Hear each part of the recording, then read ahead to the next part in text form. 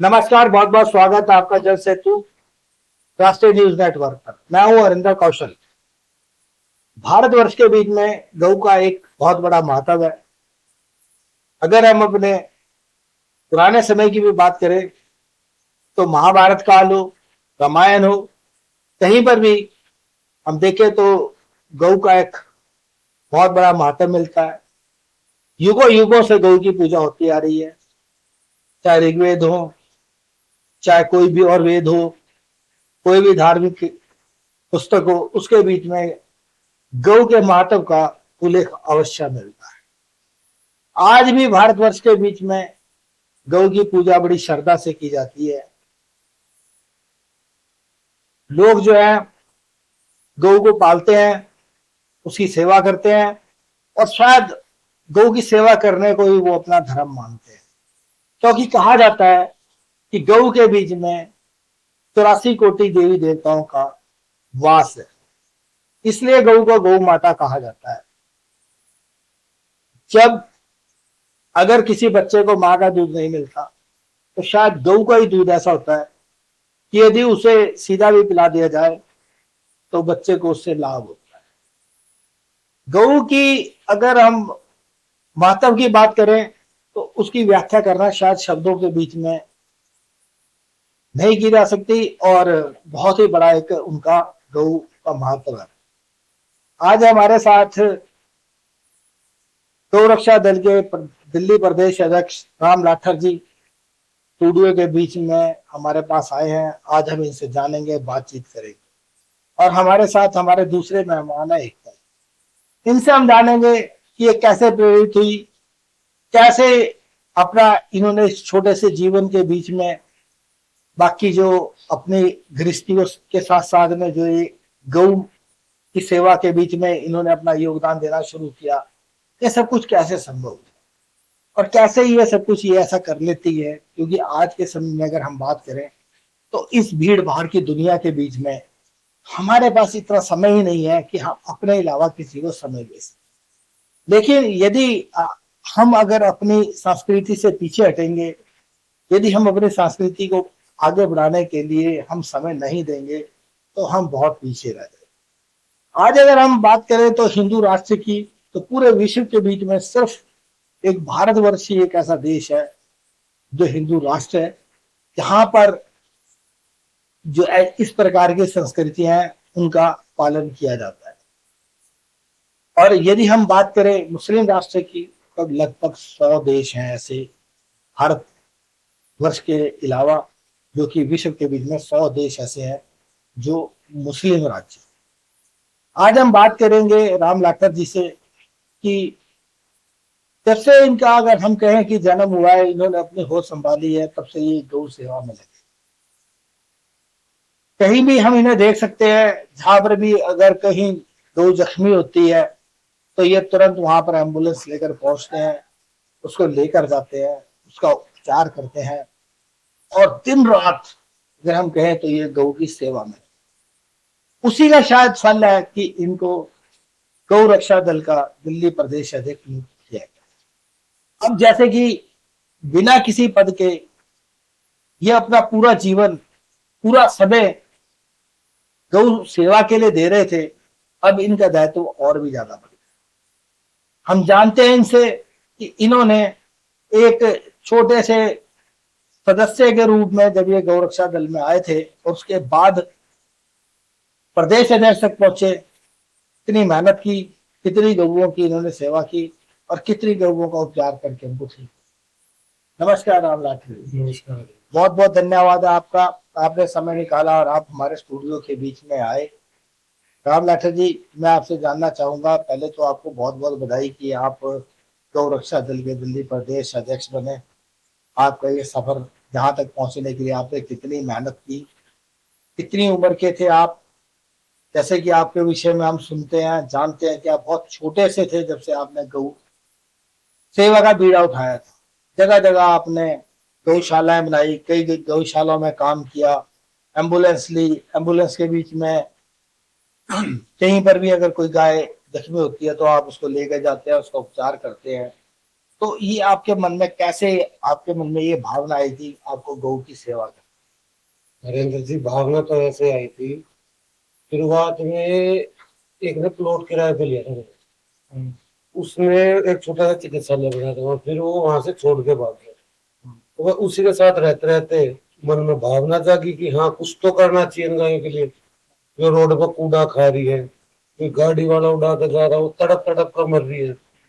तो बची कुछ ही फिर ये है कसाई, ये ले जाते उठा के ये काट देते हैं। इनका एक्सपोर्ट, इंडिया सबसे बड़ा एक्सपोर्ट है बीफ के मामले में। हम्म।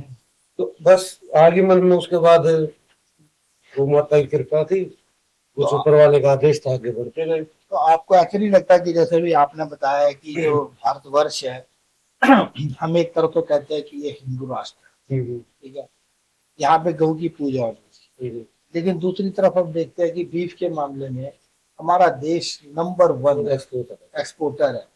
तो और जितने भी ये हम कहें कि जो बूचड़ खाने हैं जहाँ पर की गौ को काटा जाता है, वो सब हिंदू होते हैं।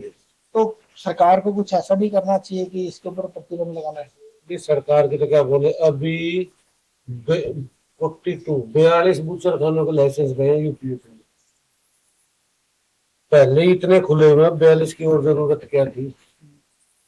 उसके बाद बूचर खाने तो छोड़ो, मैं आपको वीडियो दिखाता हूँ। परसों की बात है, सुल्तानपुरी चौक का नाम ध्यान दे रहा, वहां 3 गाय काट के फेंक दी। अच्छा। मेरे पास एफआईआर भी हम दे के आए हैं।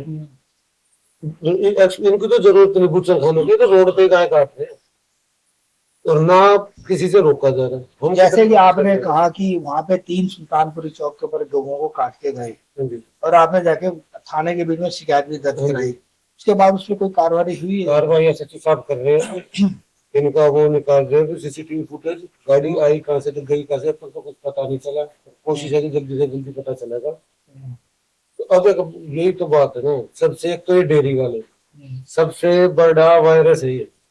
दूध निकालते टाइम तो गाय को ले आएंगे, दूध निकाला, डंडा मार के गाय निकाल दी, बच के बांध ली। अब वो गाय क्या करेगी, अपनी माँ एक बच्चे के पैर में आती है ना। ये सबसे पहले डेयरिया बंद करवाओ। डेयरी बंद नहीं होती तो उनको आदेश तो दो कि अपनी गाय को बांध के रखें। खुला छोड़ देंगे तो फायदा ही क्या है। तो ये कितने गाय उठा ले, कितने अपनी गौशाला बना ले, कितने चिकित्सालय बना ले, वो कूड़े खत्ते पे जाएगी, गंदगी खाएगी तो बीमार होगी। दूसरी चीज, अगर गाय रोड पे बीमार होगी तो डेयरी वाला उठाने नहीं आता, फिर हमें जाना पड़ता है। उसके बाद क्या कहते थे, गौ रक्षा दल वाले गुंडे थे। गुंडे हम थोड़े गुंडे थे, डेयरी वाले हैं।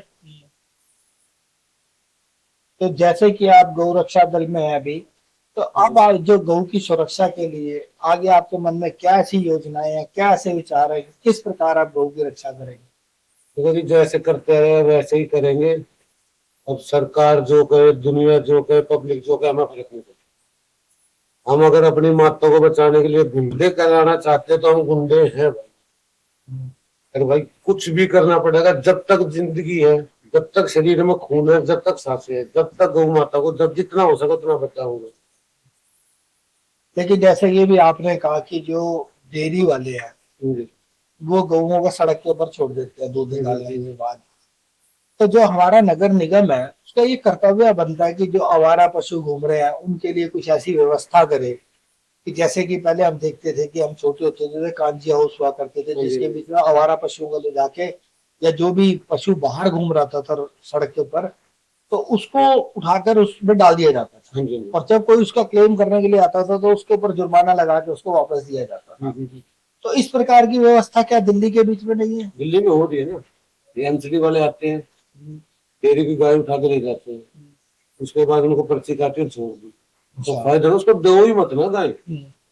एक डेयरी वाले की तुम 10 गाय जब्त कर लो, उसके बाद गाय रोड पर नहीं मिलेगी। क्यों? गाय की इज्जत कम है। भैंस 1.5 लाख की कर रखी है। अब ये सरकार जो कर देना कि हाँ, गाय पालने वाले को भी इंश्योरेंस भी मिलेगा, उसके बाद जो सरकारी भत्ता वो भी मिलेगा। गाय की कीमत अपने आप बढ़ जाएगी। भैंस की कीमत इसलिए ज्यादा है तो दूध ज्यादा देती है। दूसरी चीज, गाय की इंश्योरेंस वैल्यू 8,000 है, भैंस की 1 लाख है।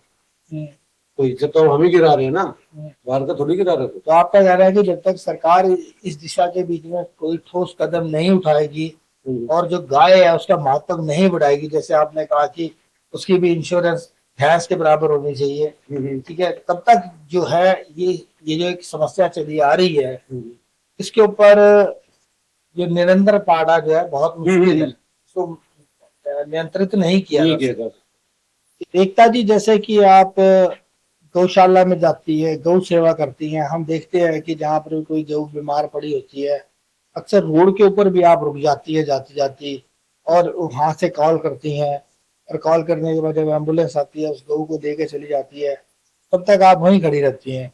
तो जैसे कि आपका अपना एक जीवन है, आपका एक निजी जीवन भी है, आपका परिवार भी है, ये कैसे संभव हो पाता है?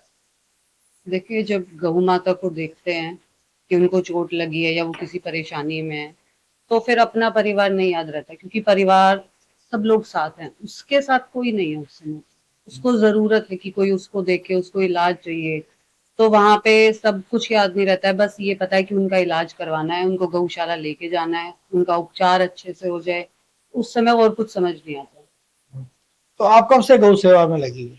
मैं 3 साल से लगी हुई हूँ गौ सेवा के लिए, और सुबह से लेके शाम तक ये चीज सुनिश्चित करना कि उनको सुबह का खाना मिल चुका है, उनकी दवा जो है वो सही समय पे हो गई है, उनका इलाज हो रहा है, उनका पानी, उनकी साफ सफाई, तो हर चीज सुनिश्चित करने के लिए सुबह से शाम तक का अपना जो मैं समय है वो गौशाला में देती हूँ। उसके बाद अपना घर देख लेते हैं, संभाल लेते हैं, पर उनको भी तो साथ की जरूरत है, उनका सहयोग कौन करेगा। जैसे कि हमारी युवा पीढ़ी है, अगर हम देखते हैं कि आज व्हाट्सएप का युग हो गया, इंस्टाग्राम और फेसबुक उस पर लगे रहते हैं, अपनी संस्कृति से हटते जा रहे हैं। जैसे कि आप लोग हैं, ये राम लाठर जी हैं, बड़ी छोटी सी उम्र के बीच में इन्होंने गौ सेवा का महत्व समझा, ये गौ सेवा में लगे, आप गौ सेवा में लगे हुए हैं, बाकी भी आप जो हमारी संस्कृति है उसको उठाने के लिए आप अपना पूरे प्रयास कर रहे हैं। तो आज जो हमारी युवा पीढ़ी है, आप उसको क्या संदेश देना चाहें? देखिए, मुझे लगता है कि बच्चों को ये समझने की ज़रूरत है, जो हमारे आज के बच्चे, जो हमारी यूथ है, उनको ये समझना चाहिए, हमें अपने धर्म को, अपने हिंदुत्व को अगर बचाना है, संजो कर रखना है, तो गाय माता को हमें पूरा समय और अपनी निष्ठा से उसकी सेवा करनी ही होगी। हम अपने किसी भी भगवान को अगर लेके चले, चाहे वो हमारे विष्णु जी हों, उनके अवतार थे श्री कृष्ण जी, जब हम कृष्ण जी के बारे में अगर ध्यान भी करें तो साथ में गौ माता दिखाई देती है। हम महादेव का ध्यान करें तो नंदी दिखाई देते हैं। तो कहीं ना कहीं गौ माता और गौ वंश हमारे हर भगवान से जुड़ा हुआ है, तो हमें उनको भगवान की दृष्टि से देखना चाहिए कि गौ माता की सेवा मतलब भगवान की सेवा।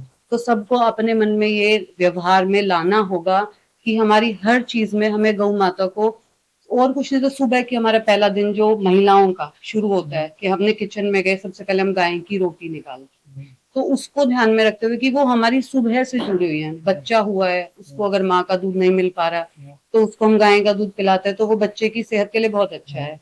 किसी की मृत्यु है, किसी का समय आ गया है लेकिन उसकी मृत्यु कष्टदायी है, तो हम क्या करते हैं, हम गाय का दान करते हैं कि गाय के सहयोग से वो उनका कष्ट जो है वो कम हो जाएगा। तो वो हर चीज में जुड़ी हुई है, लेकिन लोग अपना समय जो है इन चीजों में अगर सोशल मीडिया पे ज्यादा खराब करे, तो मुझे लगता है अगर सोशल मीडिया से ही ले ले, आप अपना जन्मदिन मनाते हैं, कोई भी अच्छा, कोई भी शुभ कर्म आप कर रहे हैं, उसमें अगर आप थोड़ा सा 15 मिनट आप किसी गौशाला में जाइए, जाके गाय को चारा खिलाइए, तो उसमें आपका ज्यादा समय भी नहीं जाएगा, ज्यादा पैसा भी नहीं जाएगा। पर एक शुरुआत की हमें जरूरत है कि हर हिंदू को ये ध्यान रखे कि हमारी जो शुरुआत है, जब हम गाय की रोटी की शुरुआत हम अपने घर से करते हैं, तो हर चीज में उनको याद रखें, छोटे से छोटे चीज पे भी उनको जाएं, उनकी सेवा करें, उनको सहयोग करें, जो कर रहे हैं उनकी हेल्प करें। तो मेरा यही है कि बच्चे ये समझे, हमारी युवा भी समझे कि हमें गौ माता का सपोर्ट करना पड़ेगा। राम लखन जी, जैसे कि आपने देखा कि बहुत हमारे देश के बीच में जो है, जो राजनीति है, ये तो एक बड़ी एक स्वार्थ से भरी हुई राजनीति है। वैसे तो राजनीति होती स्वार्थ से भरी हुई है, लेकिन जैसे ही चुनाव आते हैं तो गौ की याद आ जाती है,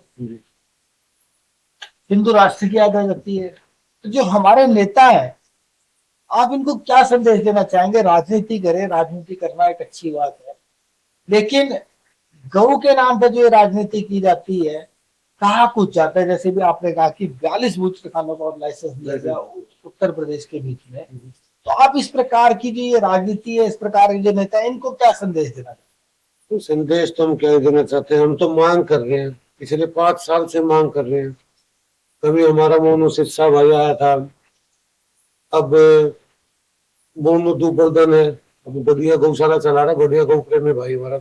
अब वो चंदी तक गढ़ तक पैदल यात्रा कर रहा है, सिर्फ इसलिए गौ माता को राष्ट्र माता घोषित करने के लिए। जब तक कि किसी चीज में तो टाइगर रिजर्व सेंचुरी है, वो तो जानवरी होगी, उसको देश का जो है वो बना दिया नेशनल एनिमल, तो उसकी सेवा होगी। अब वो होए टाइगर, तो गाय भी तो माँ है, उसको अगर राष्ट्रीय माता बना दें तो क्या दिक्कत हो जाएगी? ये बना रहे, कोई नहीं, जब देखते हैं, प्रयास तो करेंगे वीरेंद्र जी। जैसे कि हमारे ये साधु संत है, गाय को लेके बहुत बड़े बड़े प्रवचन देते हैं, बात करते हैं, जहां पर भी जाए कि गौ का जो गोबर है वो बहुत लाभकारी है, गौ का जो मूत्र है वो बहुत लाभकारी है। लेकिन उसके बावजूद भी अगर हम कहें तो हकीकत ये है कि ये लोग कभी गौ सेवा के लिए खुलकर आगे नहीं आते। क्या कारण है, इनसे क्या आप उपेक्षा करते हैं? तो अपेक्षा तो क्या ही करेंगे वीरेंद्र जी, मतलब ही नहीं जिसका कुछ, एक तो खाली लाइक फॉलोवर्स और ये सोशल मीडिया जो आप बात करे थे, आज का टाइम सिर्फ ये है, एक फोटो खिंचा ली गाय के साथ, एक कैप्शन डाल दिया, बात खत्म होगी गौ से। हम देखे ना, जब गले गले तक नाली में उतर कर गाय निकाले, उसको देखो ना। अगर हमारे फॉलोवर देख लो 223 है, सिर्फ फैमिली। मेरे तो आईडी भी प्राइवेट आज तक, उन तो कदे ना तो मुझे लाइक चाहिए ना मुझे फॉलोवर चाहिए, और ना ही वीरेंद्र जी आज तक कोई ये उंगली उठा सकता कि राम लाठर ने कहीं खड़ा होकर 10 का नोट मांगा होगा एक नाम। आज मैं तुम्हारा आगे बैठ कर चैलेंज करता हूँ, जो किया अपने दम पे किया, अपने परिवार के दम पे किया।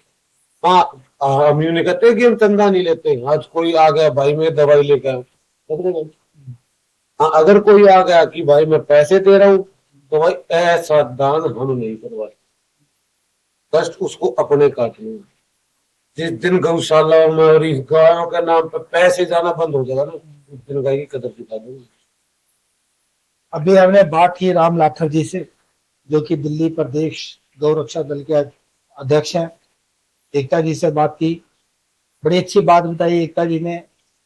जब हम गौ को देखते हैं तो हमें हमेशा वो अपने जो देवी देवता है, जो हमारे इष्ट देव है, चाहे श्री कृष्ण है, चाहे शिव महाराज, शिव भगवान है, उनके साथ गौ हमेशा देखने को मिलती है। यहाँ तक कि जब किसी की कष्टकारी स्थिति होती है, उनकी मौत नहीं हो रही होती है, तब भी गाय का दान करवाया जाता है। गाय का एक बहुत बड़ा महत्व है हमारे जीवन के बीच में। और एकता जी का कहना है कि जो हमारी युवा पीढ़ी है, इसको अपनी संस्कृति का महत्व समझना चाहिए, अपनी संस्कृति को समझना चाहिए, और गौ रक्षा दिल से करनी चाहिए, गौ की सेवा करनी चाहिए। जहां पर भी सड़क में अगर आप देखते हैं कि कोई गाय जो है मुसीबत में है, बीमार है, एक्सीडेंट हो गया है, किसी भी प्रकार का अगर उसको कष्ट है, तो वहां रुकना चाहिए और कोशिश करनी चाहिए कि उसको ऐसी जगह पहुंचाया जा सके, चाहे वो किसी अस्पताल में पहुंचाए उसे जानवरों के, चाहे उसको किसी गौशाला में पहुंचाए जहां पर उसका उपचार हो सके, उसका इलाज हो सके, ताकि उसका भी जीवन बच सके। जितना हमें जीने का अधिकार है, जितना पृथ्वी के ऊपर मनुष्य का अधिकार है, उतना ही इन जानवरों का भी अधिकार है। हमने इनकी जगह पे कब्जा किया है, इन्होंने हमारी जगह पे कब्जा नहीं किया। सभी को चाहिए कि गौ रक्षा करें, जानवरों की सेवा करें। इन्हीं शब्दों के साथ मैं राम लाठर जी का धन्यवाद करता हूँ कि ये अपने व्यस्त समय में से समय निकालकर हमारे स्टूडियो में आए। एकता जी का धन्यवाद करता हूँ, बहुत बहुत धन्यवाद।